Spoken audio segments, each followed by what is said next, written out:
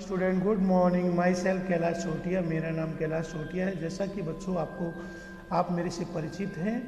Raghunath school जो रतनगढ़ का सबसे बेस्ट स्कूल है, सबसे अच्छा स्कूल है, सबसे फेमस स्कूल है, उसकी ओर से जो हमारी ऑनलाइन क्लासेस चल रही है उसमें कक्षा 6 में मैं आपको सामाजिक विज्ञान है वो पढ़ा रहा हूँ। जैसा कि बच्चों आपको पता है हमारे 4 अध्याय पूरे हो गए और हमने 5वें अध्याय के बारे में 2 दिन से हम पढ़ रहे हैं।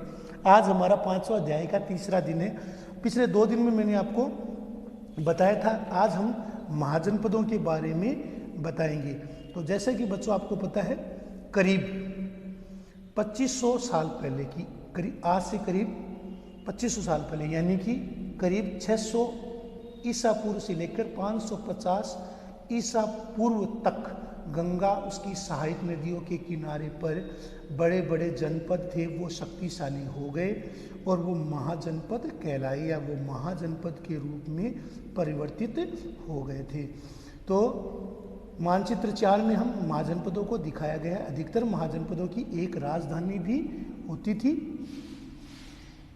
इसके अतिरिक्त कई राजधानियों में किलेबंदी की गई थी। इनके चारों ओर लकड़ी की, ईंट की और पत्थर की ऊंची दीवारें हैं वो बनाई गई। ऐसा लगता था कि लोग थे उस समय के, वो अन्य महाजनपद के राजाओं के आक्रमण के भय से अपनी सुरक्षा के लिए इन किलों की किलेबंदी करते थे। कुछ राजा अपनी राजधानी के चारों ओर विशाल, ऊंची, प्रभावशाली दीवार खड़ी कर अपनी समृद्धि को सिद्ध करते थे। ये जो चित्र दिया हुआ बच्चों, इसमें हम देखेंगे, देखो ऊपर से हम उत्तर पश्चिम से शुरू होंगे, जिसमें गांधार जो कि अफगानिस्तान का हिस्सा है, तक्षशिला जो पाकिस्तान में पड़ता है, सिंधु नदी जो भारत और पाकिस्तान में बहती है, सतलुज, रावी, चेनाब, व्यास ये भारत के पंजाब और पाकिस्तान में जाती है, यमुना नदी जो दिल्ली में, हस्तिनापुर, कुरु, पांचाल, गंगा नदी का भाव क्षेत्र देखिए बच्चों, इसमें गंगा का भाव क्षेत्र में दिखाई दे रहा है। कौशल, अंग, मगध, काशी, कौशल, कौशाम्बी हमें दिखाई दे रहा है। राजगृह जो कि मगध की प्राचीन राजगीर या राजगृह दिखाई दे रहा है, जो मगध की प्राचीन राजधानी थी। बाद में पाटलिपुत्र जिसे हम पटना कहते हैं, पटनाश्री कहते हैं, वो राजधानी बन गई। इसके अलावा हमें वैशाली भी दिखाई दे रहा है, वज्जी भी दिखाई दे रहा है, अंग भी दिखाई दे रहा है। अंग और मगध दोनों के बीच में जो चंपा था वो उन्हें अलग करती थी। चंपा थी वो अंग की राजधानी थी। जो कर्ण थे उनको अंग नरेश भी कहा जाता है। अंग पर कर्ण का शासन था। अवंती, इसके अलावा उज्जैन, अवंती की राजधानी उज्जैन। नर्मदा, हमें ताप्ती नदी भी दिखाई दे रही है, गोदावरी भी हमें दिखाई दे रही है, कृष्णा नदी भी हमें दिखाई दे रही है, तुंगभद्रा, इसके अलावा पेन्नार, कावेरी भी दिखाई दे रही है। तो आज हमारा जो टॉपिक है वो महाजनपदों से जुड़ा हुआ है। महाजनपद क्या थे? तो जैसा कि बच्चों मैं आपको बता रहा हूँ, करीब 600 ईसा पूर्व, ईसा पूर्व किसे कहते हैं? ईसा के जन्म से पहले का समय, ईसा के जन्म से पहले का समय, ईसा पूर्व, ईसा पूर्व अंग्रेजी में से बीसी कहते हैं, बिफोर क्राइस्ट, यानी कि ईसा के, ईसाई धर्म के संस्थापक थे ईसा मसीह, उनके जन्म से पहले का समय ईसा पूर्व कहलाता था। इन्हें महाजनपद कहा गया। तो उस समय 16 महाजनपद थे, ईसा पूर्व कहते हैं।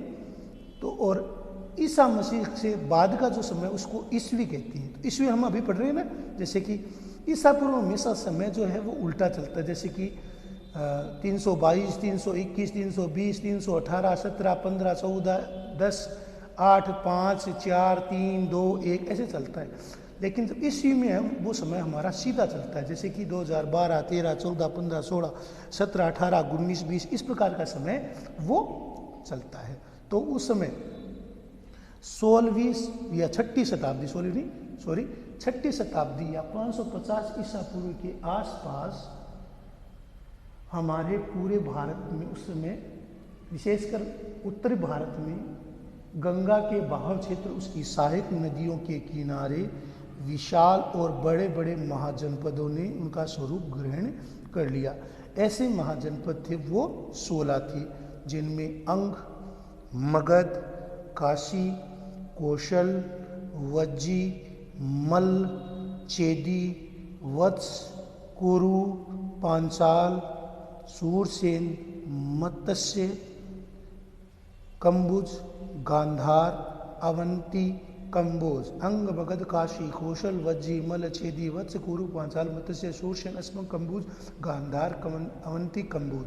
तो इस प्रकार 16 महाजनपद थे। कई राजधानियां किलेबंदी की गई थी, जिनके चारों ओर लकड़ी की, पत्थर की, ईंटों की ऊंची ऊंची दीवारें बनाई गई थी। ऐसा लगता था कि लोगों ने अन्य राजाओं के डर से, आक्रमण के डर से अपनी सुरक्षा के लिए इन किलों का निर्माण करवाया था। तो इस प्रकार हमने देखा है कि महाजनपद काल। महाजनपद से पहले कल हमने बच्चों आपको जनपद के बारे में बताया था। जैसा कि बच्चों आपको मैं सूचना दे दूं कि जनपद किसे कहती है। जन माने क्या होता है बेटा? जन माने जनता, पद माने पैर रखना। जहाँ पर जनता अपना पैर रखती है, जहाँ राजा जन के राजा न होकर जनपदों के माने जाने लगे थे। जन का अर्थ होता है लोगों का समूह है, और पद का अर्थ होता है जहाँ पर जनता निवास करती है। तो जनपद का अर्थ होता है वहाँ वह बाहुल्य क्षेत्र, वह लोगों का समूह या क्षेत्र जहाँ पर जनता है, वो जिनके पास खेती खलिहान, नदियाँ, नाले, बावड़ी, झरने सब कुछ हैं, जहाँ पर जनता खेती करती है, उस पूरे भूभाग को हम जनपद कहते हैं। तो जनपद महायज्ञों को करने वाले राजा अब जन के राजा न होकर जनपदों के राजा है वो माने जाने लगे। जनपद का शाब्दिक अर्थ जन में बसने की वाली जनता से है। कुछ महत्वपूर्ण जो जनपद है जिनके बारे में आपको मैंने अभी दिखाया था कि नक्शे में।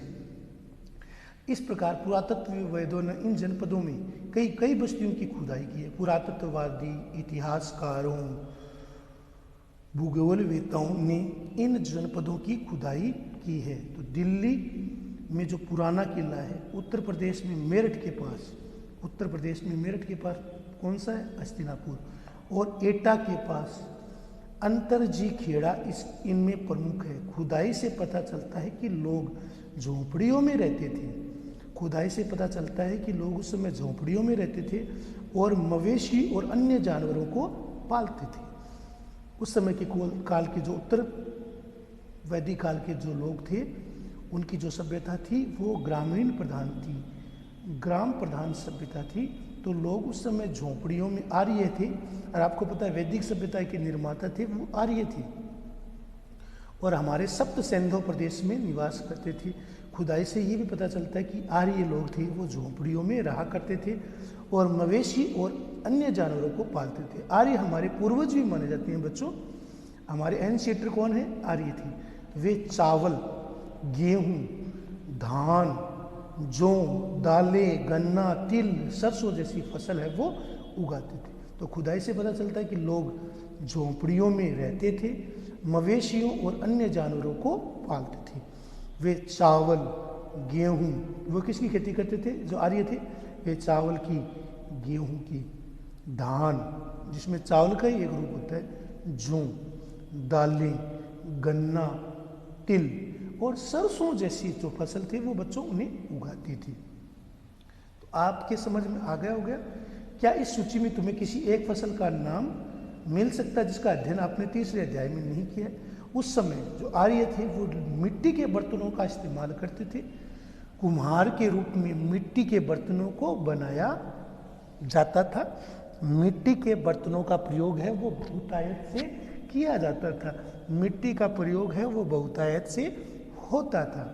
तो लोग मिट्टी के बर्तन बनाते थे। इनमें से कुछ धूसर और कुछ लाल रंग के होते थे।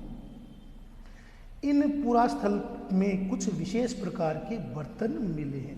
ये जो पुरास्थल है बच्चों, इनमें कुछ विशेष प्रकार के बर्तन मिले हैं। ये जो पुरास्थल है जिनकी खुदाई की गई थी, जिन नगरों को खोजा गया था, जो उत्तर वैदिक काल के थे, उत्तर वैदिक काल के जो पुरास्थल थे उनमें कुछ विशेष प्रकार के बर्तन मिले हैं जिन्हें चित्रित धूसर पात्र, चित्रित धूसर पात्र का मतलब क्या है कि इन बर्तनों पर चित्रकारी की गई थी और इन पर सरल रेखा, काले रंग से सरल रेखा, त्रिकोणमिति, ज्योतिमिति आकारों को बनाया गया था।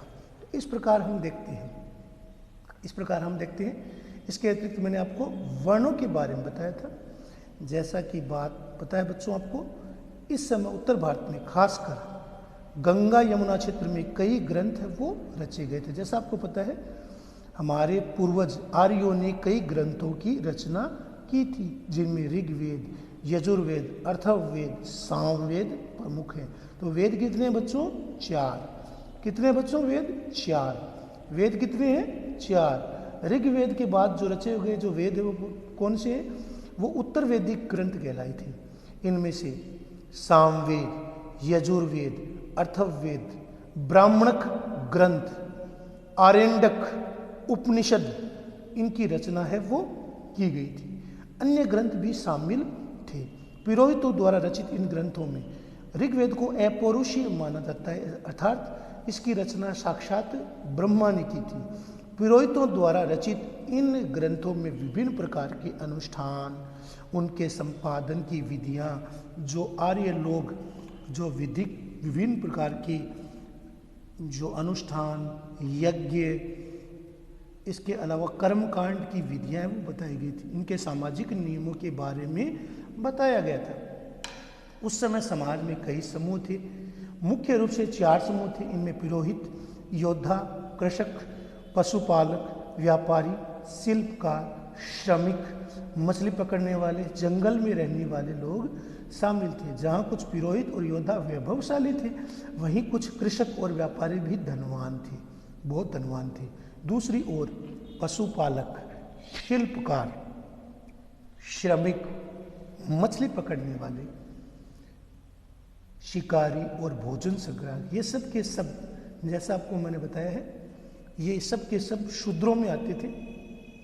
जिनमें से पशुपालक, शिल्पकार ये थे वो वैश्यों में भी आते थे, जबकि श्रमिक, मछली पकड़ने वाले, शिकारी, मरे हुए जानवर को उठाने वाले, भोजन संग्राहक, निर्धन थे और शूद्रों में आते थे। उस समय ऋग्वेद का जो 10वां मंडल है उसका पुरुष सूक्त, मैं फिर बता रहा हूँ, ऋग्वेद का 10वां मंडल है उसका पुरुष सूक्त, उसमें चारों वर्णों की उत्पत्ति दी हुई है।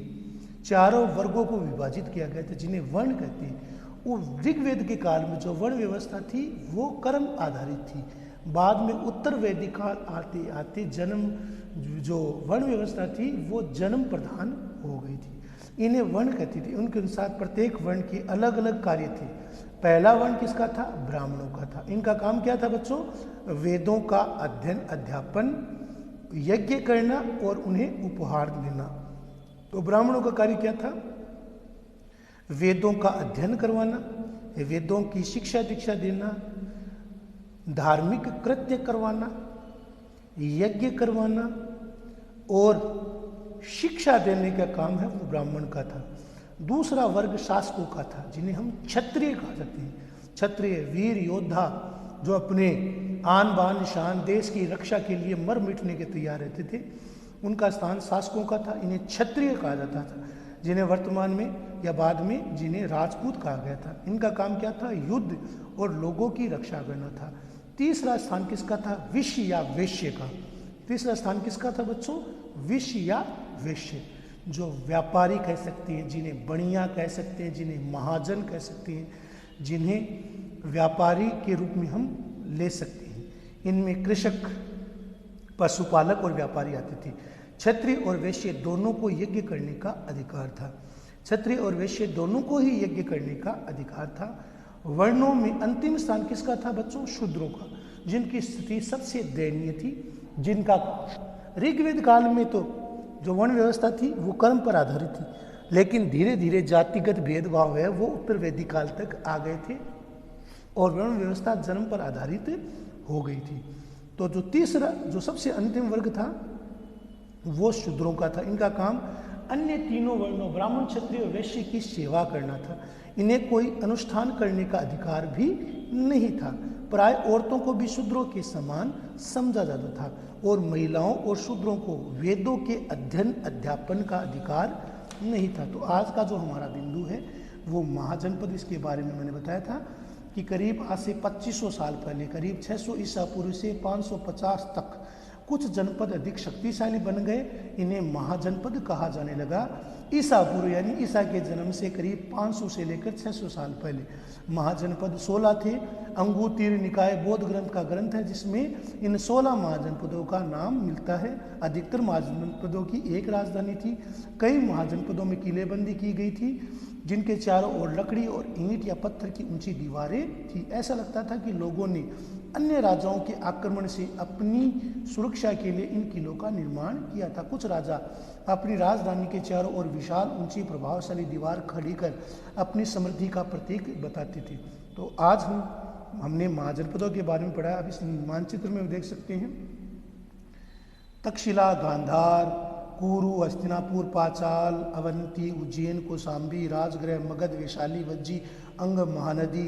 इसके अलावा अवंती, उज्जैन, नर्मदा, तापी, गोदावरी, कृष्णा, तुंगभद्रा, पेन्नार, कावेरी नदी और बंगाल की खाड़ी के बारे में दिया गया। ये जो चित्र है मूल रूप से 500 से 600 ईसा पूर्व भारत का था जिसमें 16 महाजनपद थे। बौद्ध ग्रंथ अंगुतीर निकाय में 16 महाजनपदों का उल्लेख है वो मिलता है। इनमें अंग, मगध, काशी, कौशल, वज्जी, मल्ल, चेदी, वत्स, कुरु, पांचाल, सूरसेन, मत्स्य, कंबुज, गांधार, अवंती, कंबोज, ये जो 16 महाजनपद थे वो उस समय भारत में प्रचलित थे। तो आज का आपका ये होमवर्क है। इन्हें महाजनपद काल को आपको अंडरलाइन करना है। मैंने अंडरलाइन कर रखा है, देखो इसको आपको लिखना है, इसको याद करना है। ये आपका होमवर्क है। धन्यवाद।